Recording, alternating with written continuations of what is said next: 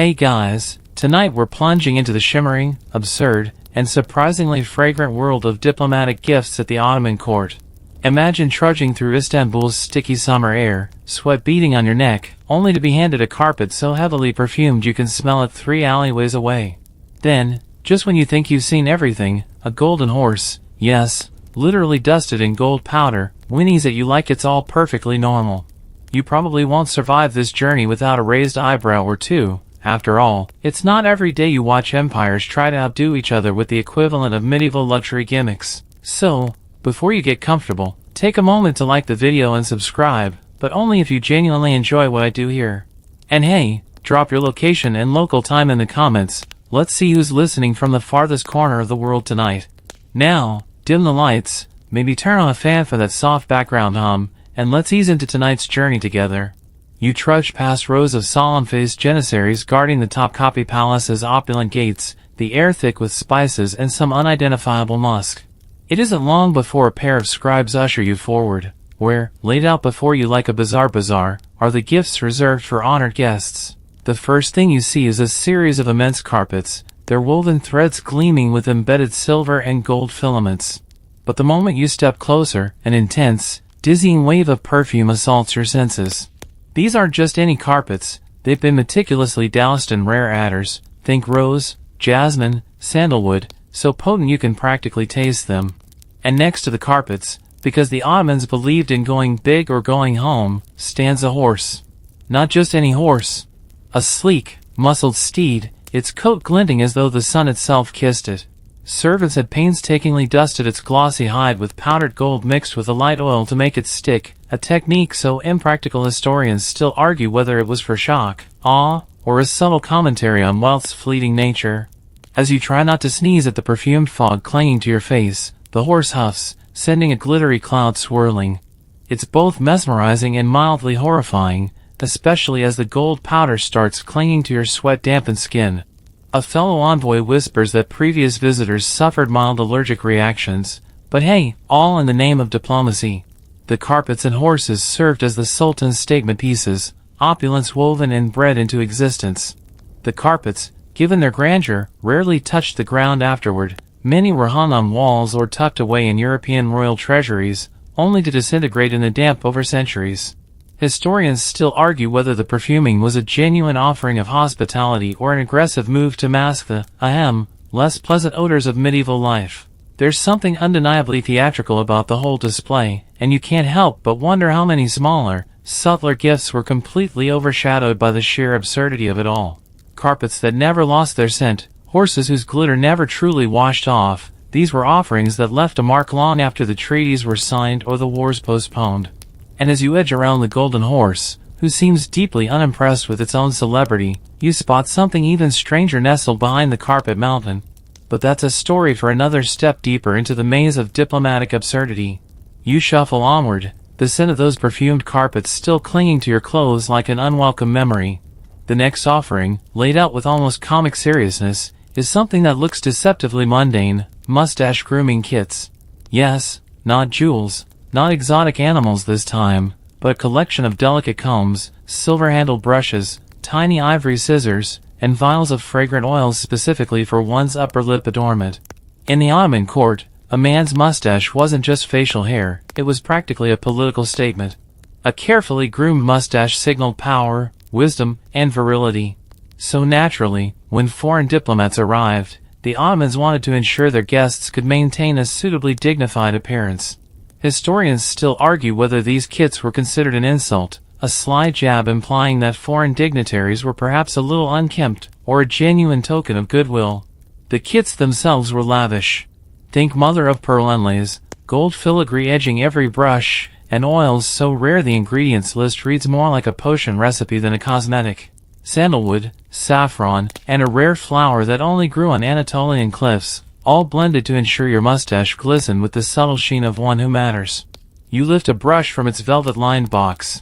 It's absurdly soft, clearly made from the underbelly hairs of some poor, hyper-specific animal, possibly the legendary silk goat of Central Asia. Or maybe the Ottomans just made that up for the drama. Either way, the brush strokes against your palm like a whisper. You glance around and realize that while the idea seems laughable now, Back then, a diplomat without a polished mustache might be seen as weak, or worse, uncivilized. Imagine trying to negotiate a major treaty while your mustache droops limp and oilless under the weight of Istanbul's humidity. The Ottomans knew their audience. They understood that while treasures dazzled the eye, vanity held the true key to a man's heart, or at least, to his self-respect. Historians still chuckle over letters sent home by ambassadors, boasting not about great political achievements but about the richness of their mustache kits. There's even a fringe theory, completely unproven but too delightful to ignore, that certain mustache oils doubled as subtle mind-benders. A dash of valerian root, a whisper of poppy extract. Enough to make a man dreamy, compliant. True?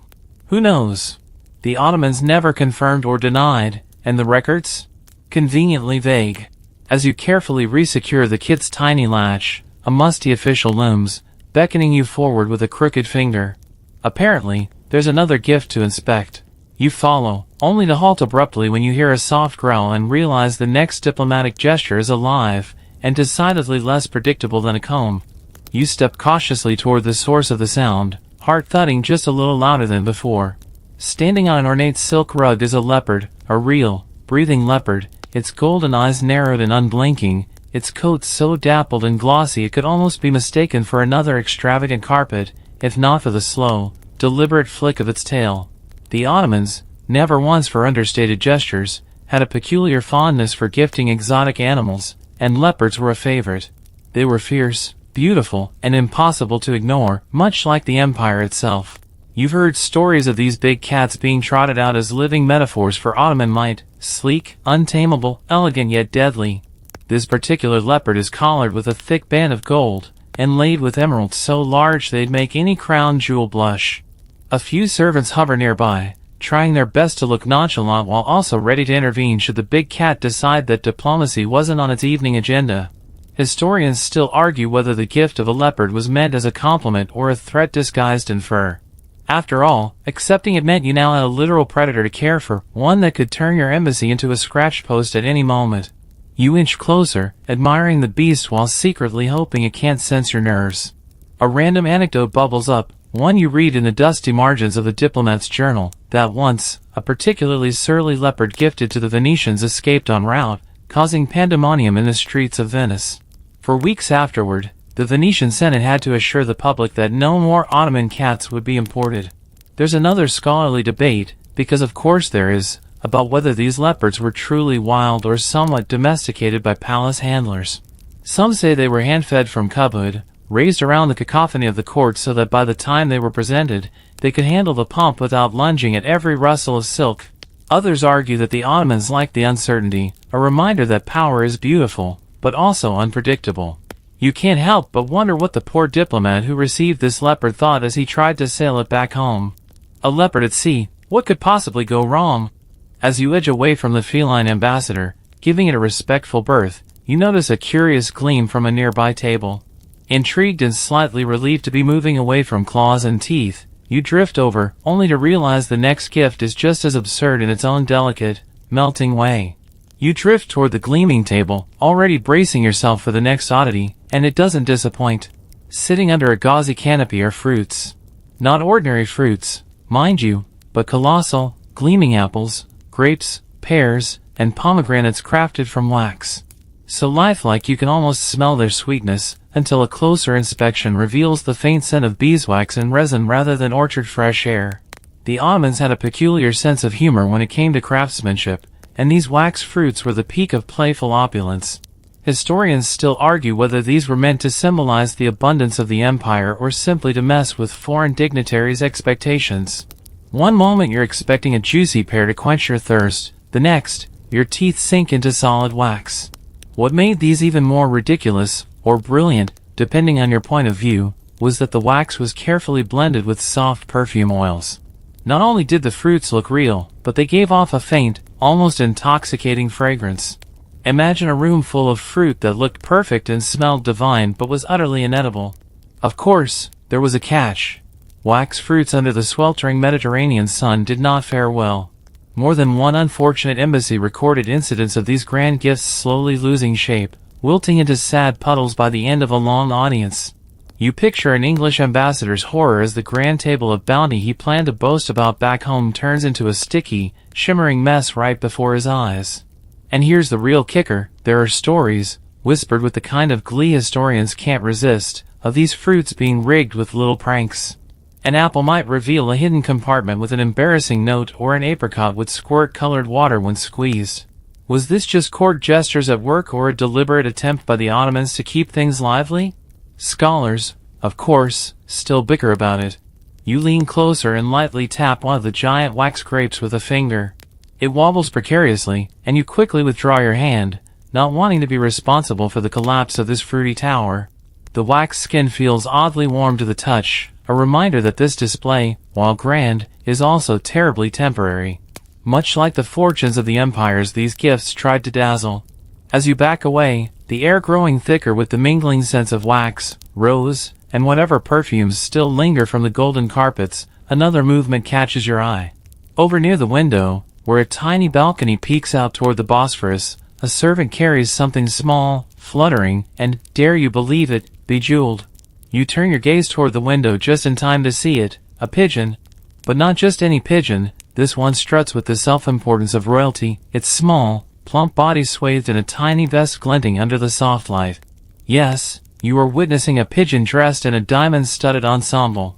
The Ottomans, in their endless capacity for combining spectacle with subtle messaging, occasionally sent such feathered emissaries to foreign courts. Pigeons were already symbols of peace and fidelity, but why stop there when you could dress them up in precious gems and turn a simple metaphor into a gleaming, cooing spectacle? Historians still argue whether this was sincere or sarcastic. Were the Ottomans genuinely sending a message of goodwill wrapped in tiny wings? Or was it a sly nod to how fragile and absurd diplomatic relations could be? You step closer, trying not to laugh out loud. The vest is a marvel of craftsmanship, tiny sapphires and emeralds sewn into fine silk threads, gold embroidery curling along the edges in patterns so intricate you have to squint to follow them. The pigeon itself seems completely unbothered by its haute couture, preening and puffing up as if it knows it's the star of tonight's show.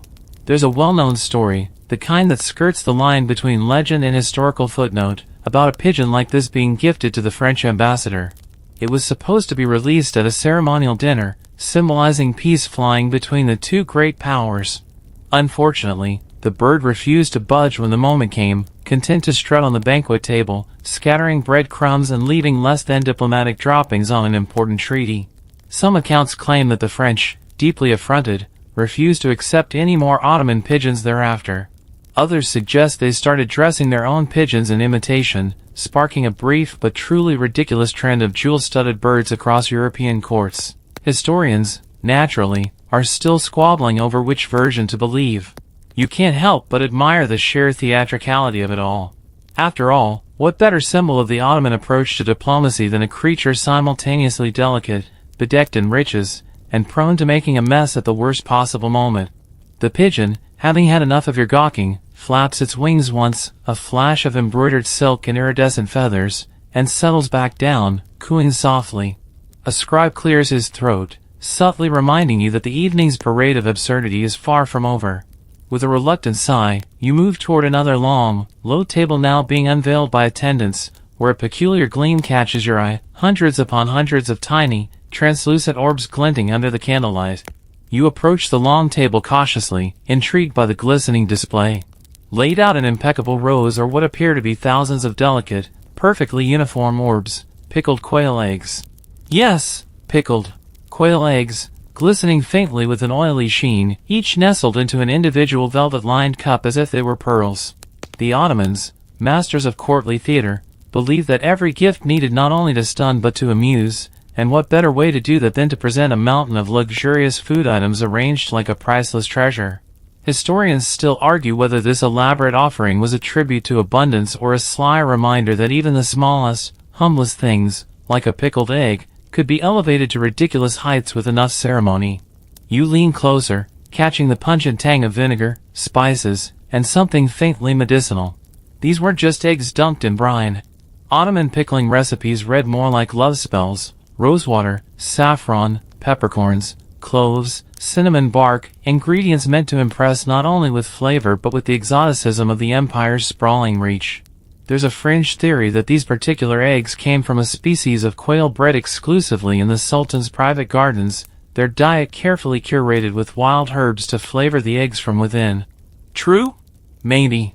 Or maybe it's just the kind of delightful nonsense palace scribes love to spread. In one especially infamous incident, an ambassador from the Holy Roman Empire was allegedly presented with 10,000 pickled quail eggs. His reaction, detailed in a half-exasperated letter home, suggested that while he admired the artistry, he also had absolutely no idea what to do with them. Transporting 10,000 slippery eggs across a continent was, understandably, a logistical nightmare. As you watch a servant pick up a silver tray and offer the eggs to you, yes, as if sampling from a luxury jewelry case, you wonder how many dignitaries politely nibbled one before pretending to savor it, all while dreaming of a stiff drink to wash down the vinegar tang. And in true Ottoman fashion, there was a twist. Buried somewhere in the endless sea of pickled quail eggs was often a prize. A tiny gold coin or a slip of embroidered silk, a sort of medieval raffle, if you will.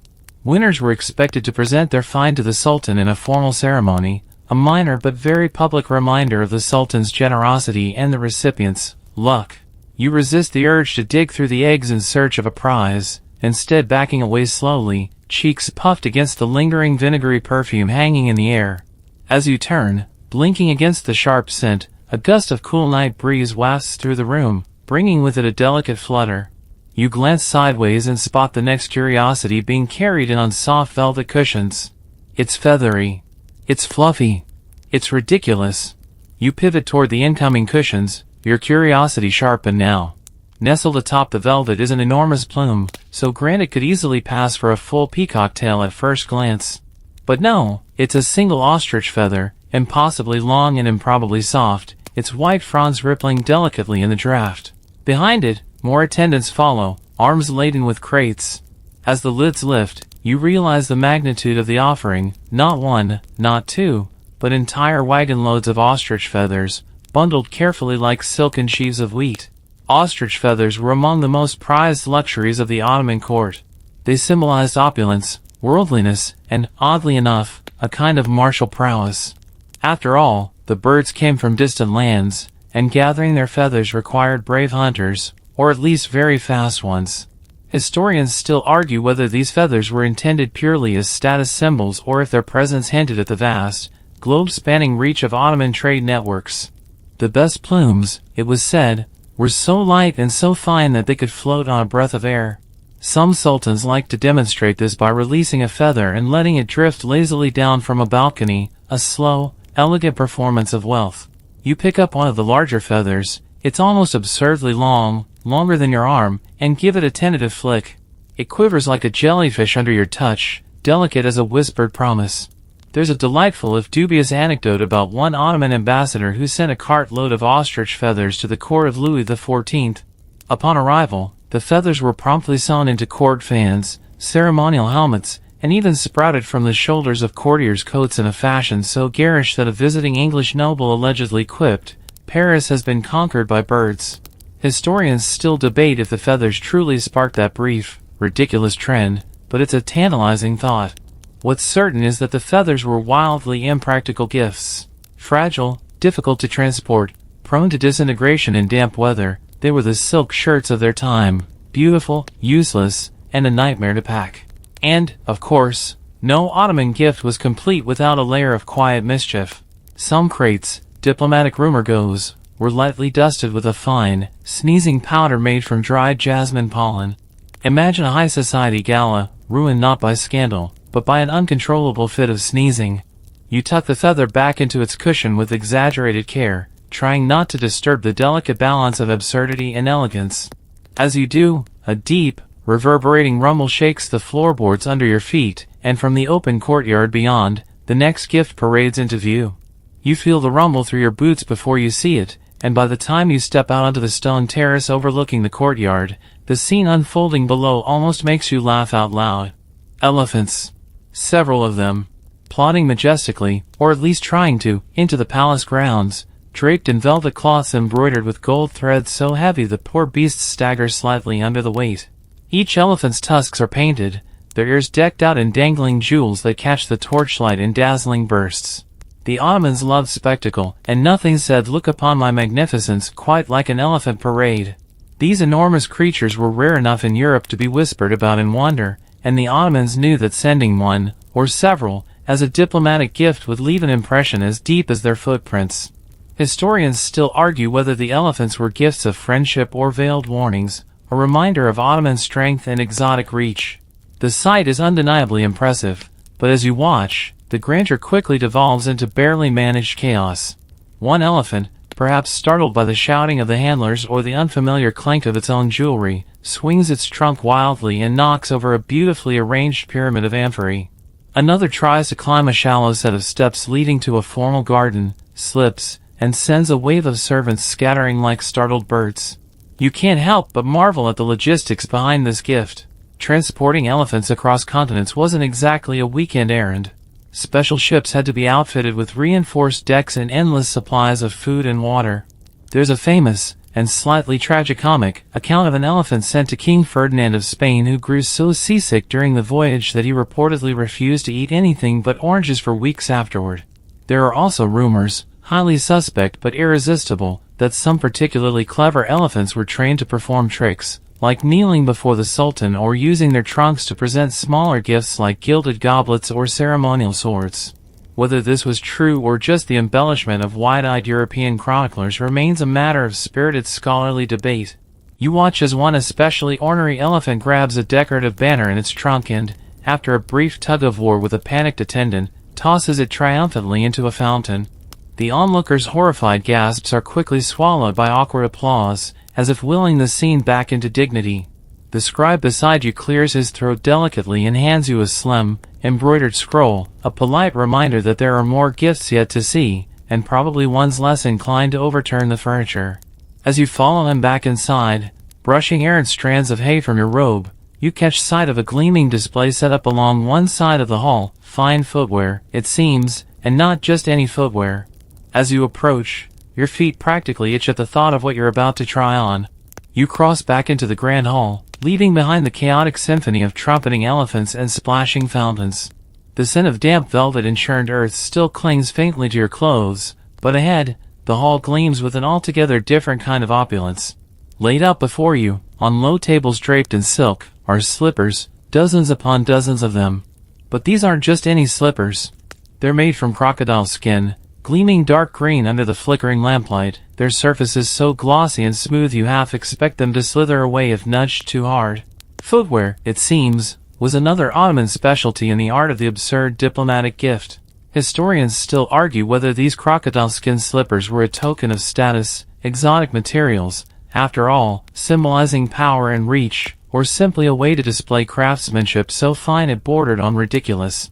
Either way, they sent a clear message. Here is something from the farthest reaches of the earth, tamed, stitched, and made to pamper your feet. You slip off your shoes, a respectful gesture in any court, and gingerly ease a foot into one of the slippers.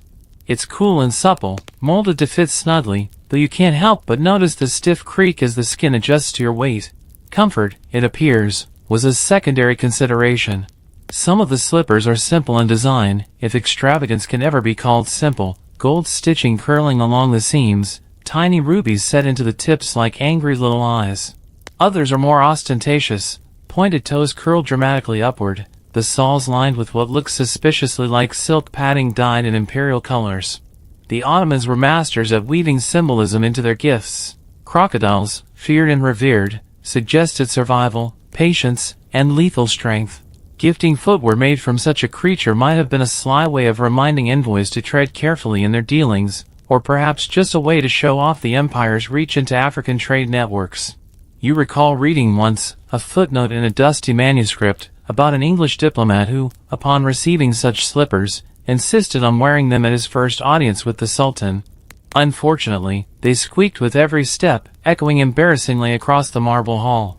Whether by accident or design, the court could hardly contain their amusement. Historians still chuckle about whether the slippers were meant to squeak or if that was just a bonus entertainment. You flex your toes inside the slipper and imagine trying to march through London in these without attracting a swarm of curious onlookers. The shoes are less footwear, more statement, impractical, uncomfortable, and unforgettable. As you shuffle awkwardly back out of the slippers and bow your thanks to the attending steward, you catch a glimpse of yet another offering being carefully unveiled. It gleams softly, not from leather or gold, but from petals, jewels and fabric woven into flowers.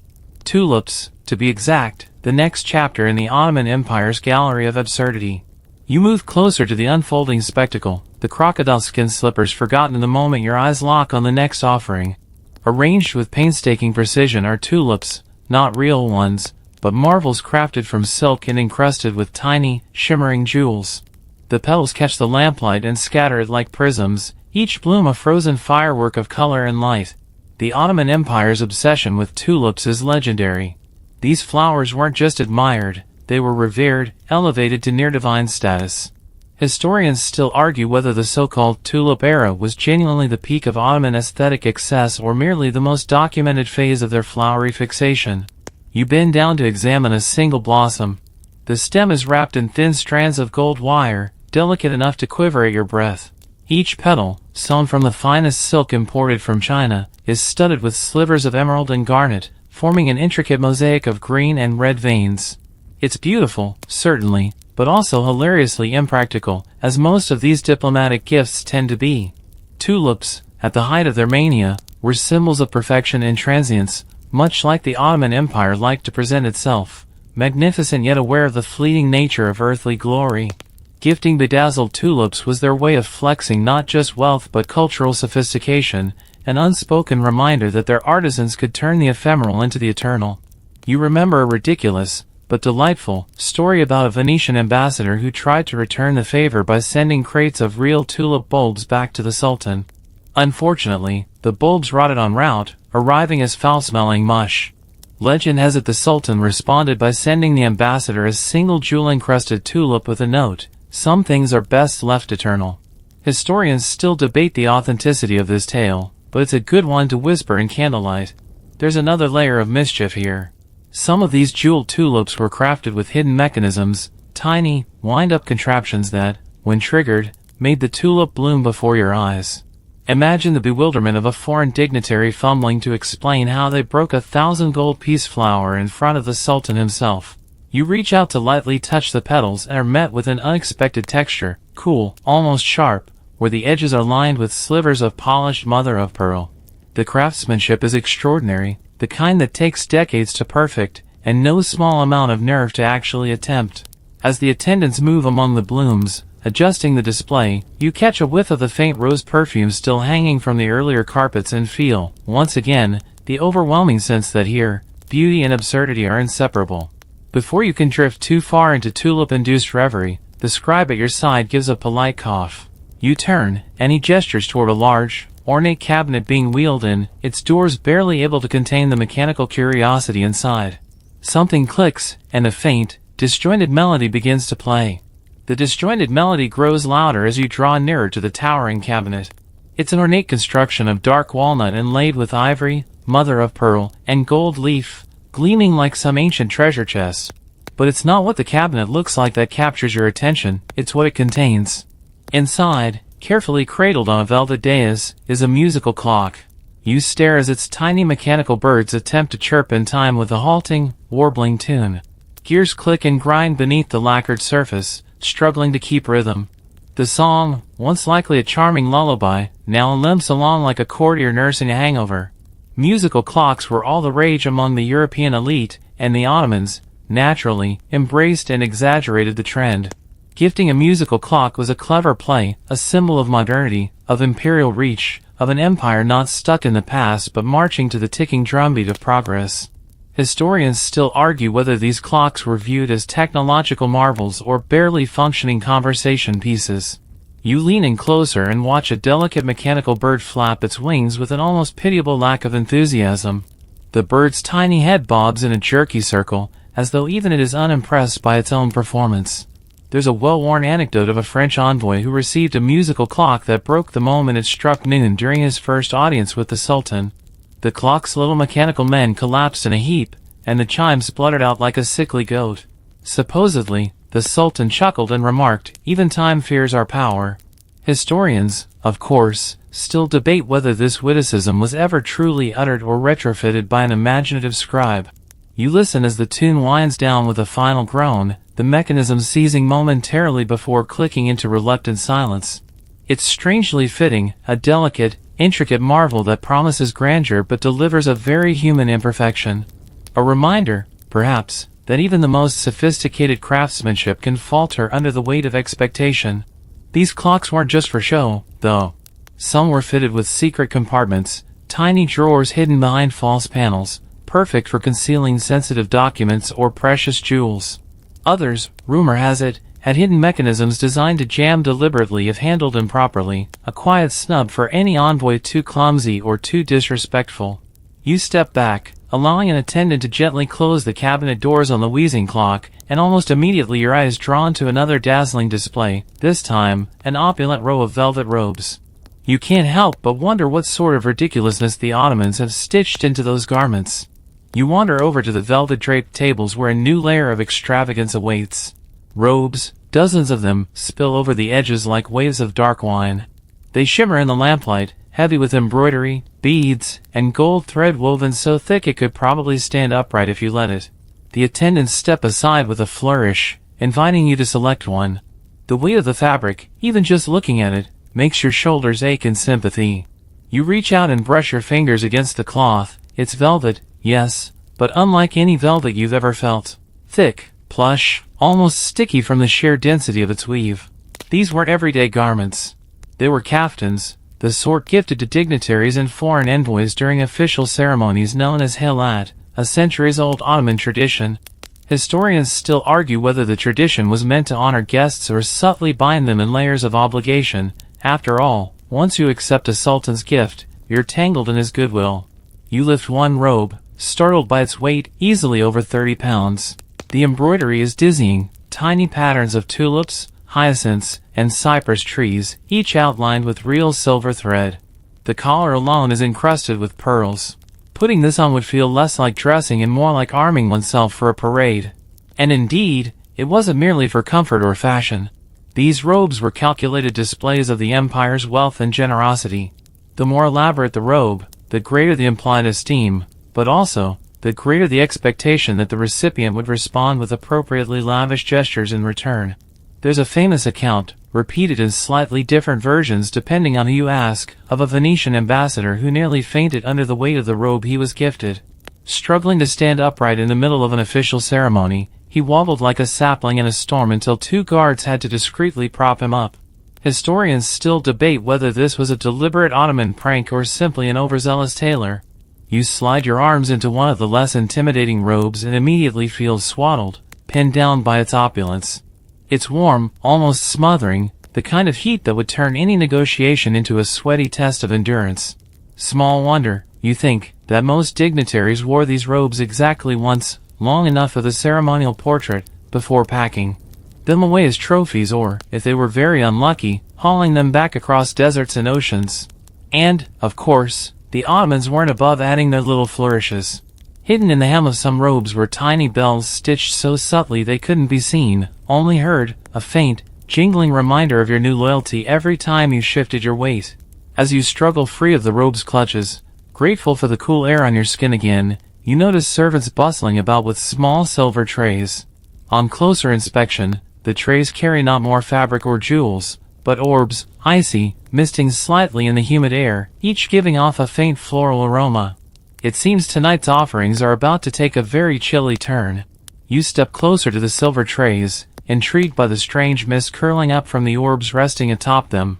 They're perfectly round, shimmering faintly under the lamplight, and each seems to leave a glistening trail of condensation wherever it touches the polished silver.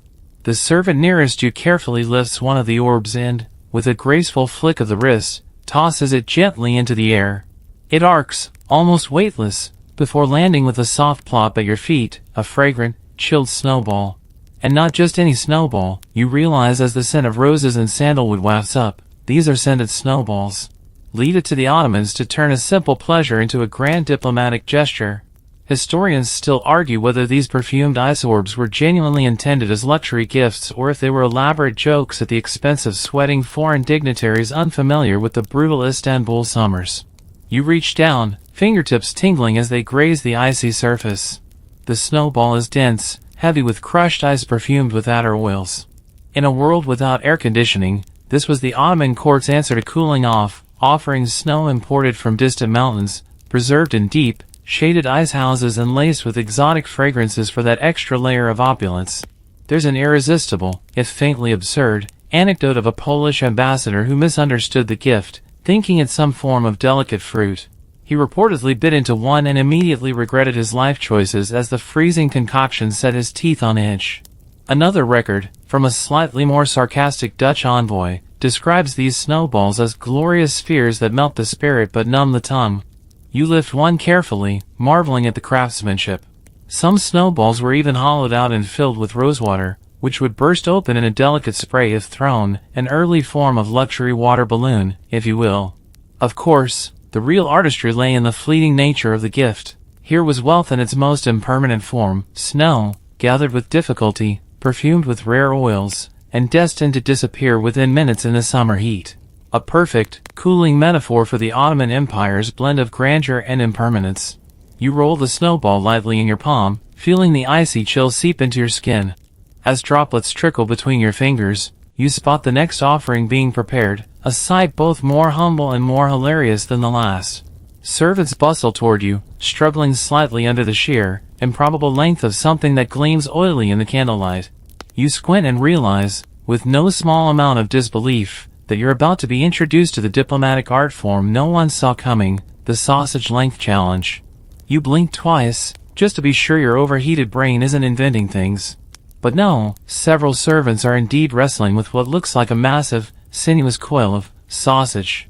A glistening, serpentine garland of dried, cured meat, looped and piled in a way that would put even the grandest of cathedral banners to shame. The Ottomans, as it turns out, didn't reserve their diplomatic creativity only for gold and gems. No, they extended their flair to food as well, and in this case, to sukuk, a spicy, garlicky dried sausage beloved in the empire. But of course, this wasn't any ordinary sukuk. This was sukuk turned into a statement piece, an edible testament to abundance and, frankly, a fair bit of comedic absurdity. Historians still argue whether these sausage garlands were genuine gifts of hospitality, a way to flaunt culinary prowess, or elaborate jokes designed to baffle foreign guests. After all, what better way to knock an ambassador off balance than to present him with 20 meters of artisanal sausage and a straight face? You move closer, inhaling the pungent aroma of cumin, garlic, and dried beef fat wafting from the glistening links. It's both mouth-watering and, given the sheer scale, vaguely nauseating. The sausage has been twisted into intricate loops and knots, forming what can only be described as a meaty tapestry. There's a particularly delicious story about a Persian envoy who tried to outdo the Ottomans at their own game by presenting a sausage garland even longer than the sultans. Unfortunately, the Persian sausage, less expertly cured, began to rot midway through the presentation. The stench, according to gleeful Ottoman scribes, cleared the hall in minutes. Historians still chuckle over that one, although, predictably, Persian records make no mention of it. You learn that there was often a subtle competition involved. The length and quality of a sukuk garland could reflect on the status and importance of the receiving guest. The longer the sausage, the higher the esteem, or the more ridiculous the challenge to transport it home. You lightly touch the nearest coil. The skin is taut and waxy under your fingertips, the weight of it sagging in the servant's arms. There's something both magnificent and hilariously impractical about the whole arrangement. What do you even do with 20 meters of sausage? Host a banquet? Feed your entire embassy staff for a month? Use it to measure your newfound diplomatic prestige, meter by greasy meter? There's even a fringe theory that the Ottomans used the length of the sausage to encode subtle messages, a secret nod to agreements reached behind closed doors, or a silent commentary on how long negotiations had dragged on. True? Maybe. Or maybe the Sultan just liked watching ambassadors try to maintain their dignity while wrangling a metric ton of charcuterie. As the sausage is carefully recoiled by a squadron of grim-faced servants, you're gently steered toward another display now being unveiled across the hall. Crates are being opened, and the soft, unmistakable chime of shattered porcelain greets your ears. You wince in anticipation. It seems that the next Ottoman gift wasn't quite as durable as intended. You drift toward the source of the delicate clinking, already bracing yourself.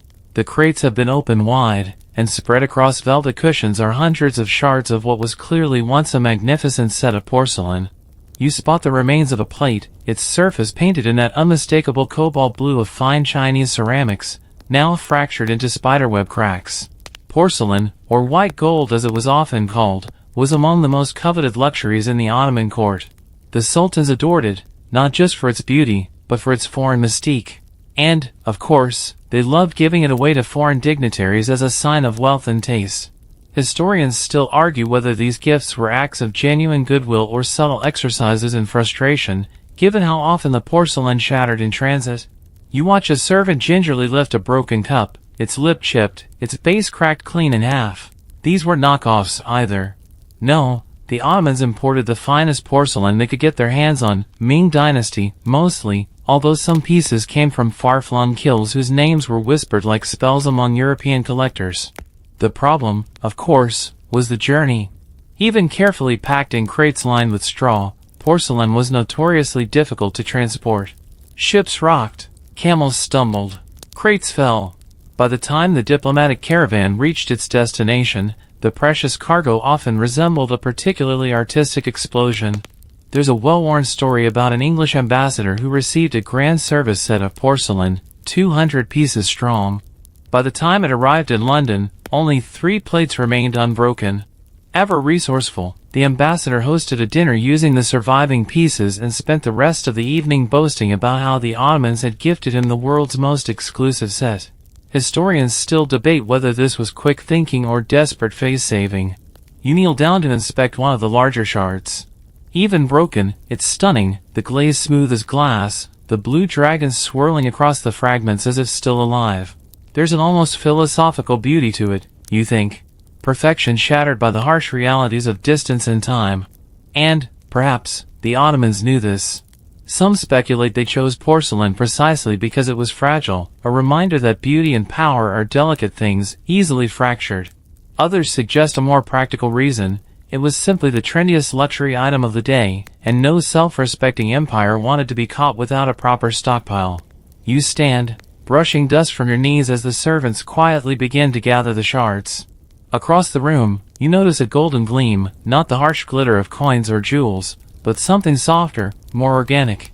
Small, ornate boxes are being laid out, each one carefully cracked open to reveal something alive.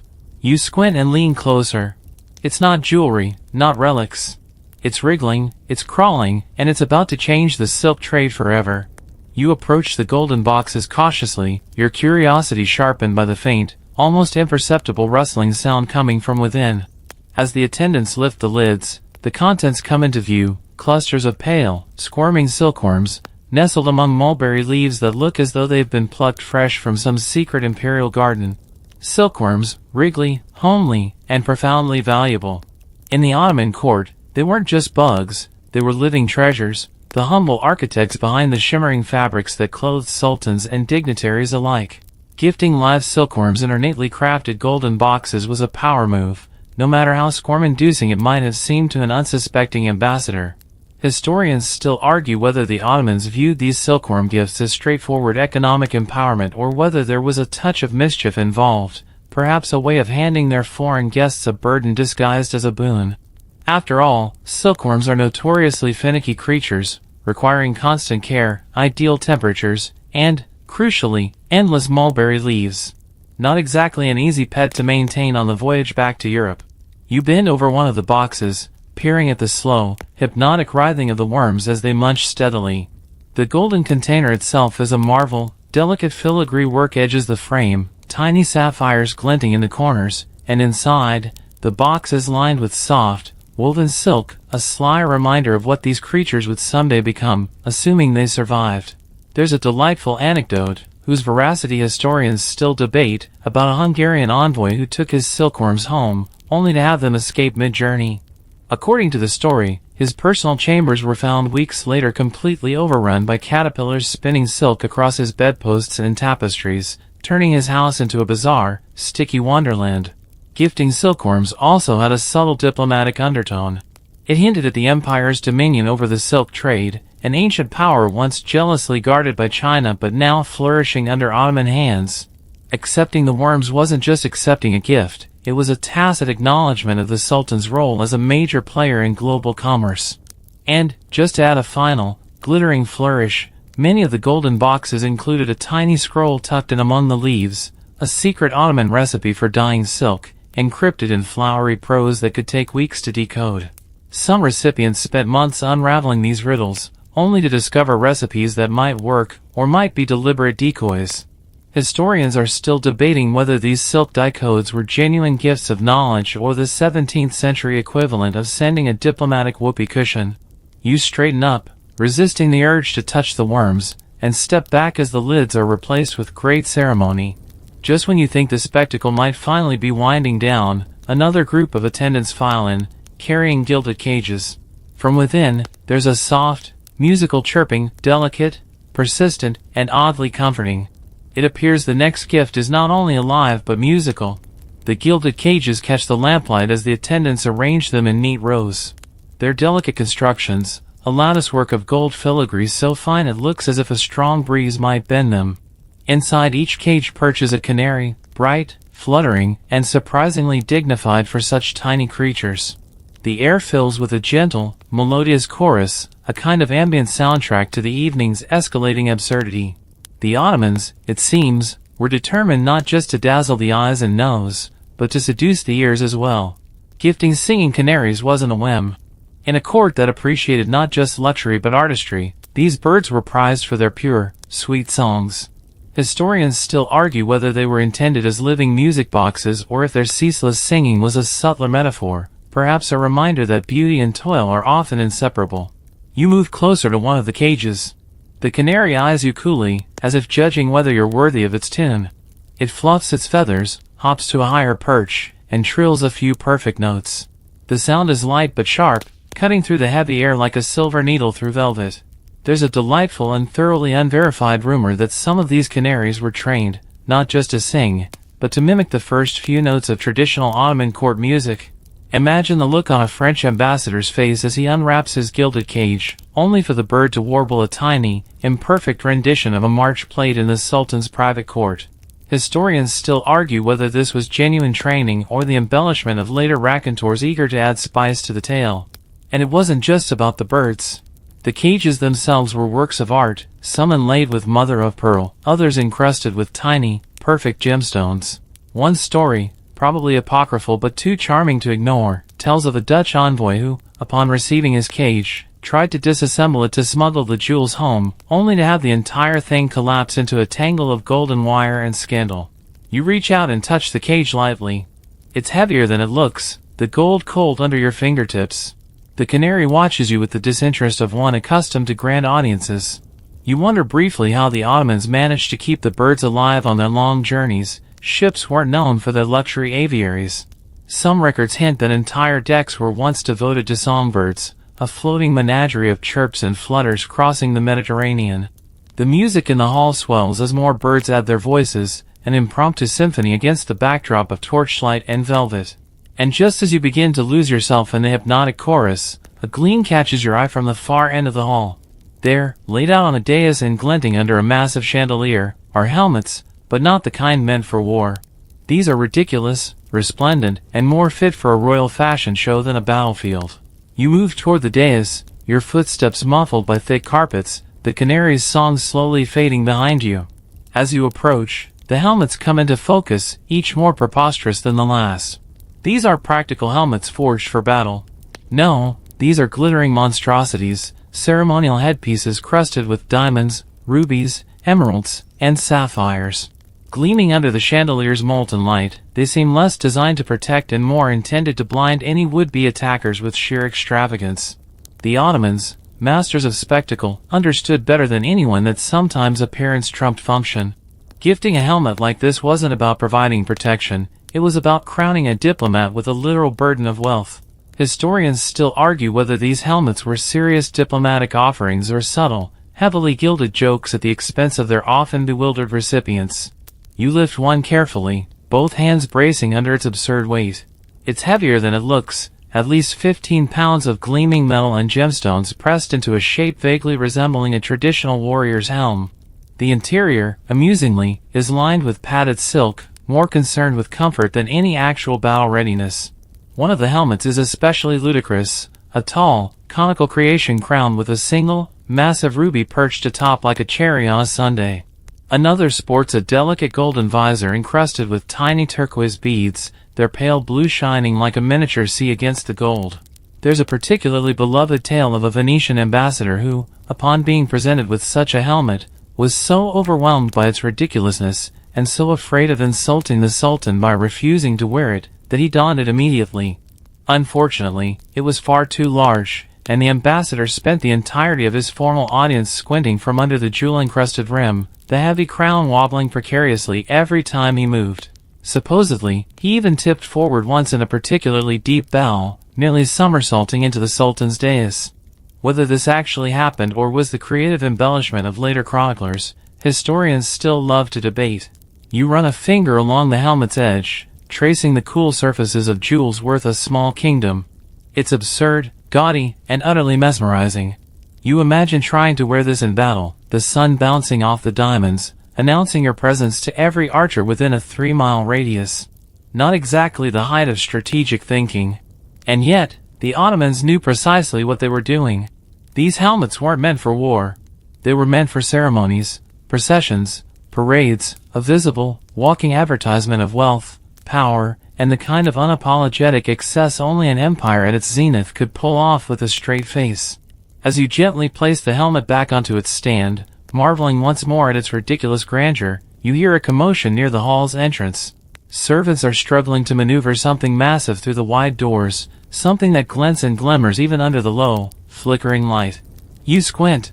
It's spherical, it's massive, and as it turns, the candlelight dances across its polished surface. A globe. But not just any globe. This one is colossal, and, you suspect, spectacularly useless. You stand back as the servants inch their way inside, straining under the weight of the latest absurdity.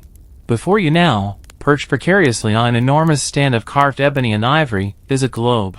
Not the kind you might find tucked away in a scholar's study, but a monumental, glittering sphere easily taller than 2 men. It turns slowly, or tries to, on a squeaky axis, revealing a map that shimmers with mother-of-pearl oceans and continents outlined in delicate gold leaf. The craftsmanship is breathtaking, the detail painstaking. Every mountain range is a tiny ridge of polished quartz, every river a silver thread gleaming in the candlelight. And yet, you can't help but notice, the globe is wildly inaccurate. Cities are misplaced, mountain ranges wander aimlessly, and entire continents are either grotesquely swollen or missing altogether. Historians still argue whether this was a simple error, the limits of cartographic knowledge, or a deliberate choice, a quiet assertion that the world looked a little different from the vantage point of the Ottoman court. You lean in, squinting at the distorted coastline of Europe, which appears both shrunken and squashed. Meanwhile, Anatolia is proudly, and disproportionately, large, blooming at the globe's center like the heart of a cosmic flower. Subtle? Hardly. Effective? Undeniably. There's a charming, if somewhat apocryphal, story about a Portuguese envoy who, upon receiving a similar globe, spent half the voyage home loudly complaining that his homeland had been rendered smaller than the Sultan's summer palace. Some scholars suggest the globe's errors were intentional, designed to impress upon foreign visitors the Ottoman view of the world, one where their empire wasn't just large, but the center of everything. You run your hand along the polished surface, feeling the cool inlay of the seas and the slight ridges where continents bulge absurdly. It's more sculpture than scientific instrument, an object of awe rather than inquiry. And yet, one can imagine the effect such a gift would have had. There's power in declaring that your version of the world is the definitive one. The sheer impracticality of the gift is staggering. Transporting it home would be an exercise in futility. It would require special ships, cranes, endless labor. It's almost as if the Ottomans wanted the recipient to fail at taking it with them, a towering reminder left behind in Istanbul, whispering, "You visited greatness once." You circle the globe slowly, smiling at the tiny, bejeweled stars studding the hemispheres, marking out trade routes in ancient cities, many of which exist only in myth. It's a map of aspiration as much as geography, a glittering dream of empire captured in gold and pearl. And with this final offering, the procession of diplomatic absurdities seems to draw to a close. The scribe beside you gives a soft cough, signaling the end of the tour, though the lingering scent of rose oil, the faint chirp of canaries, and the distant rumble of restless elephants tell you that, in this court, extravagance never truly sleeps. But tonight, as the candles gutter low and the last of the jewels glimmer drowsily in the half-light, it's time to ease into a slower, softer rhythm, a gentle wind down to this parade of magnificence and absurdity. The grand hall falls into a hush as the final attendants retreat, the heavy doors groaning softly as they close. The scent of spices, perfumes, and polish wood lingers in the warm air, and for the first time tonight, the world feels still. You ease yourself into a cushioned divan along the wall, the upholstery sinking beneath your weight, sighing as if grateful for the respite. The distant chirps of the canaries have softened into a faint, comforting lullaby, and the globe, ridiculous, dazzling, turns ever so slowly, casting shifting shadows on the marble floor. The scribe sits a respectful distance away, penning down notes by the flickering light of a single oil lamp. Around you, the echoes of the evening's absurdities seem to settle like a fine dust, the perfumed carpets, the mustache kits, the golden leopards, the jeweled tulips, and that astonishing parade of elephants. Each gift, ridiculous in its own right, woven together into a tapestry of grandeur that defies belief, and yet, here you are, having witnessed it all. Historians still argue about the true purpose of these diplomatic extravagances. Were they sincere gifts, or subtle power plays? Genuine offerings of friendship, or carefully crafted traps of obligation and awe? Maybe they were a little of everything, a reflection of an empire at its height, confident enough to blend the magnificent with the ridiculous and not care if anyone noticed. You let your eyes wander across the hall one last time. The golden cages shimmer faintly, the velvet robes spill like frozen waterfalls, and the scent of rosewater lingers sweetly at the edge of your senses. Somewhere outside, the Bosphorus sighs against its banks, and the distant call of a nightbird echoes in the air, a soft, wistful note. The Ottomans understood something profound, that the most unforgettable gestures aren't necessarily the ones that make sense. They're the ones that leave you smiling in confusion, marveling at the sheer audacity, the endless imagination. You close your eyes, feeling the weight of the evening drift away, leaving only a soft haze of memory, gold-dusted horses, wax fruits wilting in the sun, a pigeon strutting in a diamond vest, and a globe where the world was just a little more Ottoman than fact will allow. The oil lamp guttering beside you flickers once more, casting a slow, rhythmic shadow across the wall. You breathe deeply, letting the air fill your lungs with its heady mixture of scents and silences. And so, with the glitter of impossible gifts fading into the darkness and the slow turning of a globe that will never quite spin true, you slip into a peaceful, almost absurdly luxurious sleep. The world softens around you now, a slow exhale of gold, velvet, and time. The grand hall grows distant, its towering ceilings and glittering treasures fading into the gentle blur of memory. You feel yourself sinking deeper into the plush cushions, the last traces of rose-scented air brushing against your skin. Somewhere, a canary offers one final sleepy trill before settling its feathers for the night. The jeweled tulips stand silent, the golden cages still, the colossal globe turning ever slower, as if even it has grown drowsy. Outside, the Bosphorus hums a lullaby, a soft whisper of water against stone, lulling the great city to sleep. Even the restless elephants in their velvet capes have quieted, dreaming perhaps of cooler jungles far from the endless parade of marble and gold. You stretch slightly, your limbs heavy, warm, and content. The absurdity of the evening, the mustache kits, the perfumed snowballs, the diamond helmets, all melt away into the softness of sleep. There's no need to hold on to them. They were never meant for logic or sense, only for wonder.